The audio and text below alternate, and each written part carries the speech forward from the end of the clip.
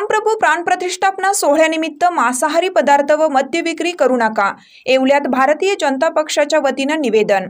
22 जानेवारी रोजी अयोध्या येथे प्रभू श्रीराम प्राणप्रतिष्ठापना होणार आहे। या घरामध्ये तालुक्यांमध्ये देखील हा उत्सव मोठ्या प्रमाणात साजरा होणार आहे।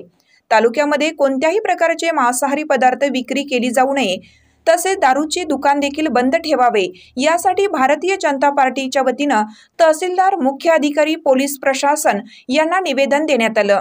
हिंदू बांधवांची धार्मिक भावना दुखावणार नाही असे कोणतेही वर्तन करू नये असंही निवेदनात स्पष्ट केलं आहे।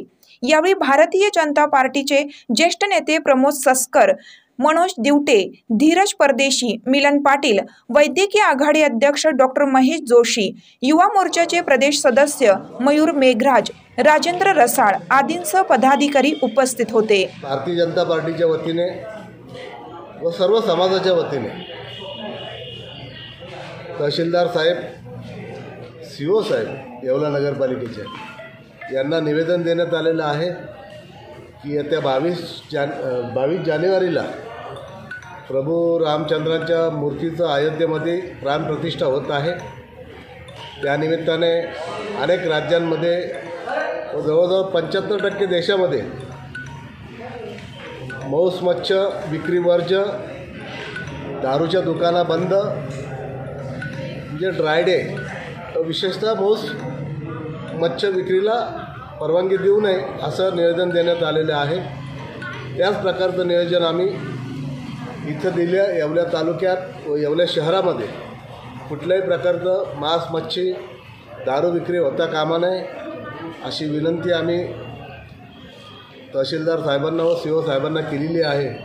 तर कृपया या गोष्टीकडे तुम्ही लक्ष द्या आणि हे बंद करा। त्यांनी आम्हाला आश्वासन दिलं की आम्ही ताबडतोब नोटीस काढतो व बंद करतो। त्याबद्दल शासनाचे व शासनाच्या पदाधिकाऱ्यांचे धन्यवाद।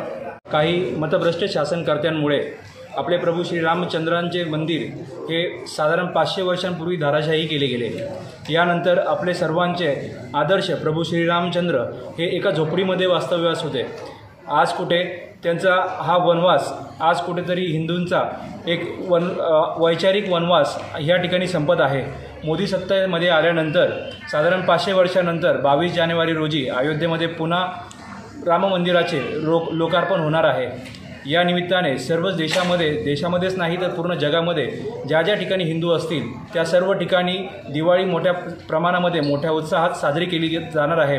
तसेच येवला नगरीमध्येही या दिवशी विविध कार्यक्रमांचे आयोजन होणार आहे। तरीही या कार्यक्रमाच्या वेळेस कोणतेही गालबोट लागू नये यासाठी मद्य विक्री तसेच मांसाहार हे सर्व बंद ठेवावे यासाठी आम्ही तहसीलदार तसेच नगरपालिकेमध्ये देखील अर्ज दिलेला आहे व त्यांनी आम्हाला आश्वासन दिले की आम्ही सर्व याच्यावर कारवाई करू व सर्व बंद ठेवू। जय